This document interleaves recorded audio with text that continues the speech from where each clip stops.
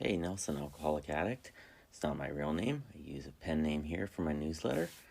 I had a long day earlier this week, and I had to hit the grocery store at about 9 p.m. And I was grumbling about having to yet again sprint to the store right before they close, because my kids wanted this or that for their lunches the next day. And so as I was hustling through the store, I ended up right behind another guy who seemed to be motoring around at 60 miles per hour in a 25 mile per hour zone also.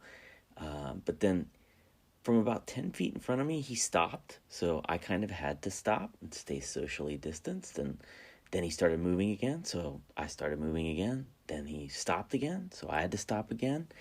And he kept staring off to his left and then walking a step to his right and then halting, looking back to the left. And it was like somebody had a DVR and was hitting pause, then play over and over again. And after a few seconds of that, I looked over to see what was capturing his attention, and it was the alcohol cooler. It was all that White Claw and Mike's Hard Lemonade really seemed to be calling to him. And I don't know the guy. I don't know what was going through his head, but I recognized the pull of that cooler just sucking you in. And I recognized wanting to walk the other way and trying to flee the scene, but also having to stop and listen as my inner voice tries to talk me into it. And, maybe I should. Probably I shouldn't. Maybe I could tonight, just a few, but I probably shouldn't. I bet I could. No, seriously, don't. I'm just going to take a look. 2 minutes later, I would walk off with 2 6-packs. I'd talk myself into it. How many times did I have that whole conversation in my head? Like 500 times, 1,000 times maybe, over the years that I was drinking. And I'd say almost every time I caved into my own rationalizations. And it reminds me of the Death Star tractor beam, which, pulling me in as I tried to hit the gas pedal to go the other way.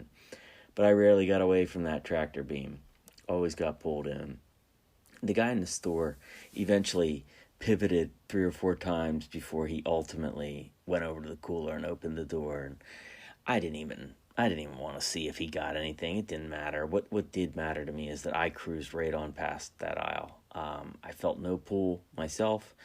What a miracle, for all the other ups and downs of staying sober, of piecing your life back together, trying to figure out how to lead a life without mind-altering and puke-inducing amounts of drug and alcohol. The basic gift, the most basic gift, the most important thing that I have been given is the freedom to not get stuck in quicksand in that one aisle of the store, you know?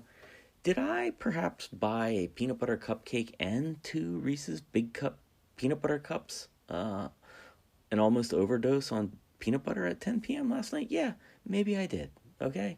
But I'll take that over the way most of my nights used to end. I'd much rather be hesitating in the candy aisle than in front of the beer cooler, that's for sure. So thanks for letting me share.